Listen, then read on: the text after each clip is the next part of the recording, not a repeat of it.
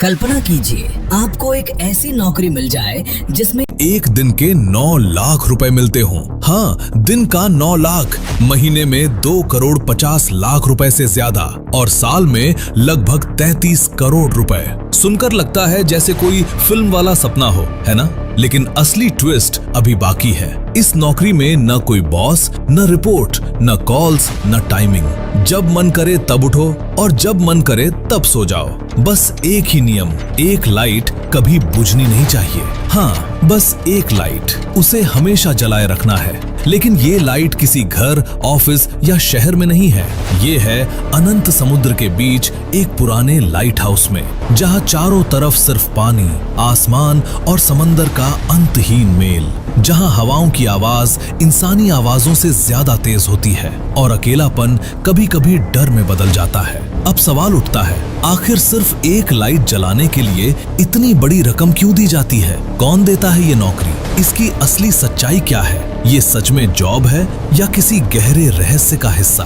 दोस्तों, जवाब मिलेगा, लेकिन धीरे धीरे। इसलिए वीडियो के आखिर तक बने रहिए, क्योंकि असली कहानी अभी शुरू हुई है। जरा सोचो, ये नौकरी कितनी आसान लगती है। न कोई बॉस, न कोई डेडलाइन, जब चाहे उठो, जब चाहे सो जाओ। काम का कोई दबाव नहीं, न फोन कॉल्स, न मीटिंग। बस एक काम, ऊपर लगी लाइट कभी बंद नहीं होनी चाहिए, क्योंकि वो सिर्फ एक लाइट नहीं, समंदर में भटकते जहाजों की आखिरी उम्मीद है। अगर वो बुझ गई तो अंधेरे में जहाज सीधे चट्टानों से टकराएंगे और सैकड़ों जिंदगियां खत्म हो जाएंगी। और इस जिम्मेदारी के बदले साल के 33 करोड़ रुपए, मतलब हर महीने 2 करोड़ से भी ज्यादा। सुनकर लगता है यार, इससे आसान पैसा तो दुनिया में नहीं। लेकिन यहीं से सच अपना असली रूप दिखाता है, क्योंकि ये लाइट हाउस किसी बीच पर नहीं, किसी शहर के किनारे नहीं, ये खड़ा है समंदर के बिल्कुल बीच में। चारों तरफ बस पानी, जहाँ न इंसान मिलता है,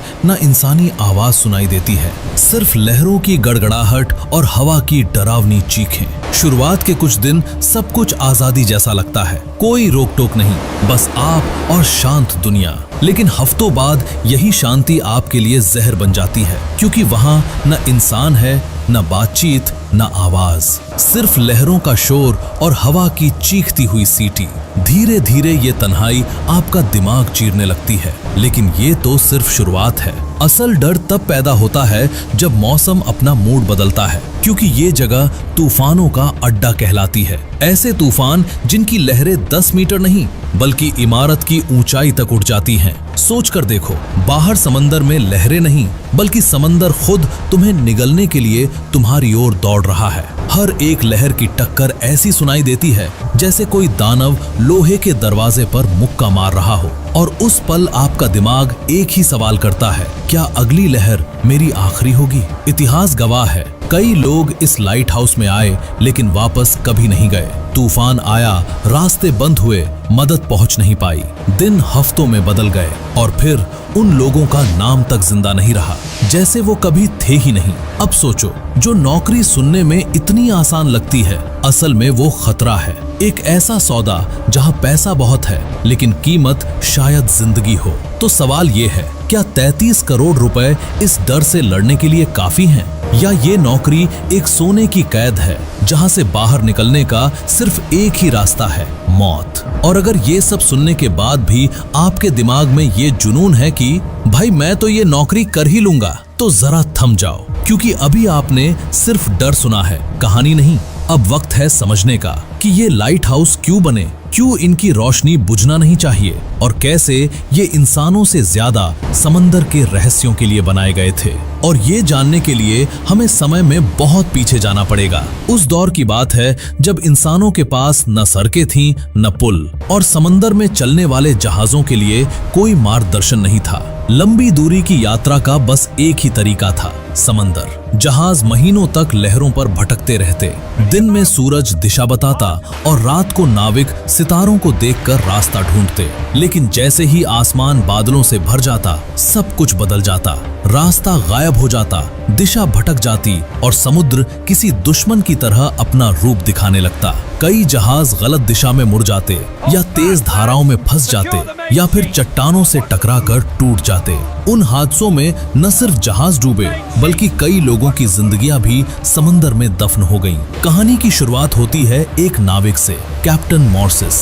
रात का समय था, चारों तरफ घना अंधेरा और उसकी लकड़ी की नाव तेज लहरों से लड़ते हुए आगे बढ़ रही थी। पानी के नीचे विशाल चट्टानें छुपी थीं, ऐसी चट्टानें जो दिखाई नहीं दे रही थी। और फिर वही हुआ जिसका डर था। नाव एक भयंकर चट्टान से टकरा गई। लहरों ने उसे जैसे खिलौने की तरह उछाल दिया और कुछ ही मिनटों में पूरा जहाज समंदर के शिकंजे में गुम हो गया। लेकिन चमत्कार ये था, कैप्टन मॉर्सिस बच गया। उस हादसे ने उसे हिलाकर रख दिया। उसके मन में एक ही सवाल चलता रहा, क्या कोई तरीका नहीं जिससे खतरा पहले ही दिखाई दे सके? यहीं से एक विचार जन्मा, एक ऐसी रोशनी का विचार जो समुद्र के अंधेरे में भी रास्ता दिखा सके। और उस विचार को हकीकत में बदला मिस्र के शहर अलेक्जेंड्रिया ने। उस समय वो शहर व्यापार का बड़ा केंद्र था। दुनिया भर के जहाज वहां आते, लेकिन वहां का समुद्र बेहद खतरनाक था, क्योंकि पानी के भीतर छिपी चट्टानें किसी भी जहाज का अंत बन सकती थीं। राजा पटोलमी ने अपने श्रेष्ठ कारीगरों को बुलाया और आदेश दिया, एक ऐसा टावर बनाओ जो दूर से भी राह दिखाए, एक ऐसी रोशनी जो कभी बुझने न पाए। कई वर्षों की मेहनत के बाद दुनिया का पहला लाइट हाउस खड़ा हुआ। 384 फीट ऊंचा, सफेद पत्थरों से बना और उसके शीर्ष पर हमेशा जलती रहती थी आग। लकड़ी और तेल की सप्लाई लगातार भेजी जाती थी ताकि ये रोशनी हमेशा बनी रहे और जहाज सही रास्ते पर चल सकें। यही वो पल था जब इंसानों ने समंदर के खिलाफ अपना पहला हथियार खड़ा किया। और फिर धीरे धीरे ये लाइट हाउस पूरी दुनिया में बनने लगे, कुछ किनारों पर और कुछ समंदर के बिल्कुल बीचों बीच। लेकिन आज सवाल ये है, इतनी तकनीक आने के बावजूद क्यों इन टावरों पर अब भी एक इंसान तैनात किया जाता है? और क्यों ये नौकरी आज भी जिंदगी और मौत के बीच खड़े रहने जैसी है? असल में दोस्तों, पुराने समय में लाइट हाउस की रोशनी किसी बल्ब से नहीं आती थी। उस दौर में उसके शीर्ष पर आग जलाई जाती थी, बड़ी, तेज और दूर से दिखाई देने वाली आग। उस आग को जलाए रखने के लिए लकड़ी और तेल लगातार पहुंचाना पड़ता था। फिर वक्त बदला, लैंप और मोमबत्तियों का दौर आया, जहां रोशनी थोड़ी स्थिर हुई लेकिन सीमित थी।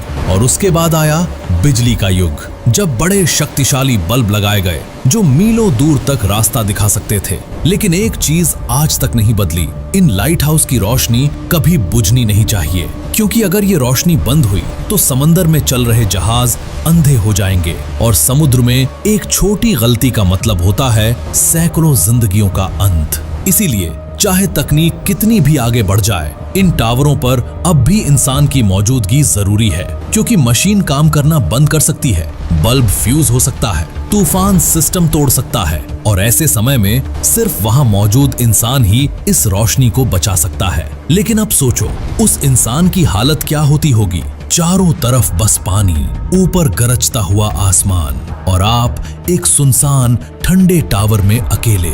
न कोई साथी, न कोई आवाज, न कोई इंसानी चेहरा, सिर्फ हवाओं की सिसकियां और लहरों का अंतहीन शोर। दिन में ये दृश्य खूबसूरत लगता है, लेकिन जैसे ही सूरज डूबता है, समंदर का रूप बदल जाता है, अंधेरा गहराता है, हवा तेज होती है और वो जगह जो दिन में सुंदर लगती थी, रात में खौफ में बदल जाती है। और उस अंधेरे में बस एक ही चीज चमकती है, वही रोशनी जिसे बचाने के लिए आप खुद को खतरे में डालकर बैठे हैं। जरा कल्पना करो, रात का माहौल है, चारों तरफ गहरा अंधेरा फैला हुआ, न कोई इंसान, न कोई आवाज, बस समंदर की दहाड़ें। अचानक मौसम बदलता है, आसमान में काले बादल इकट्ठे होने लगते हैं, हवाएं जोर से गूंजने लगती हैं और समंदर एक राक्षस की तरह उफान मारने लगता है। लहरें इतनी ऊंची उठती हैं कि ऐसा लगता है जैसे वो टावर को निगल जाएंगी। हर झटका, हर टक्कर ऐसा महसूस कराती है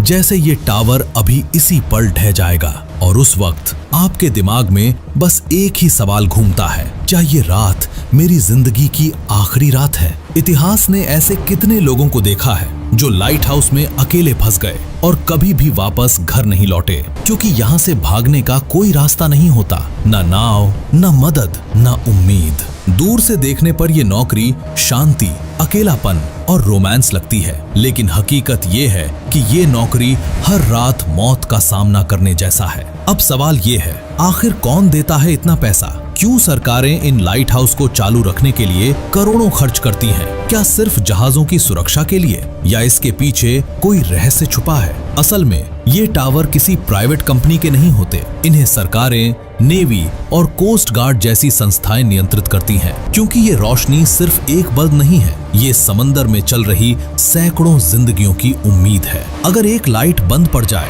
तो करोड़ों नहीं, अरबों का सामान और अनगिनत इंसान पानी में हमेशा के लिए खो सकते हैं। और अब आते हैं उस वायरल दावे पर। क्या इस नौकरी के लिए सच में 33 करोड़ रुपए मिलते हैं? जवाब है नहीं। ये इंटरनेट पर फैलाया गया बस एक फेक दावा है। सच्चाई ये है कि लाइट हाउस कीपर की सैलरी एक आम सरकारी नौकरी की सैलरी जैसी है। भारत में इस नौकरी की सैलरी आमतौर पर 30,000 से 50,000 रुपए महीना होती है। कुछ देशों में ये 1 लाख से 1.5 लाख तक भी जा सकती है। जी हाँ, जिन लाइट हाउस का लोकेशन बेहद खतरनाक होता है, वहाँ थोड़ा ज्यादा पेमेंट मिलता है, लेकिन करोड़ों रुपए वो तो सिर्फ इंटरनेट पर फैलाया गया झूठ है। फिर भी ये काम आसान बिल्कुल नहीं है। तन्हाई, खामोशी, उफान मारते तूफान, ये सब इस नौकरी का हिस्सा है। और तकनीक के इस दौर में भी इंसान का होना जरूरी है, क्योंकि मशीनें फेल हो सकती हैं, बल्ब फ्यूज हो सकता है और तूफान में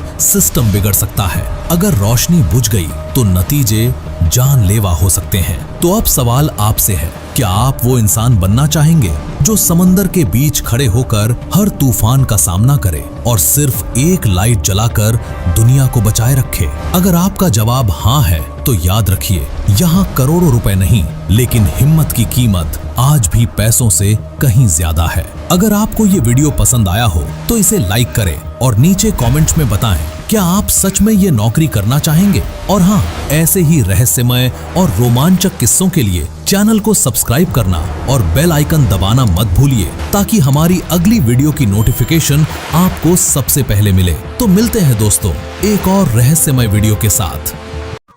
हेलो एवरीवन, आप लोग का ये वीडियो कैसा लगा आप लोग कमेंट में जरूर बताइएगा और एक प्यारा सा कमेंट जरूर कर दीजिएगा। और आप लोग मेरे चैनल पे नए हैं तो इस चैनल को सब्सक्राइब जरूर कर दीजिएगा और बेल आइकन को जरूर दबा दीजिएगा। और एक लाइक तो जरूर बनता है इस वीडियो के लिए, क्योंकि बहुत ही मेहनत लगा है। और इसका पार्ट 2 भी आएगा और एक और वीडियो आने वाला है, तो आप लोग देखिएगा और इंतजार कीजिए और ढेर सारा प्यार और दुलार दीजिए। तो गाइस मिलते हैं अगले वीडियो में, तब तक के लिए बाय, लव यू गाइस।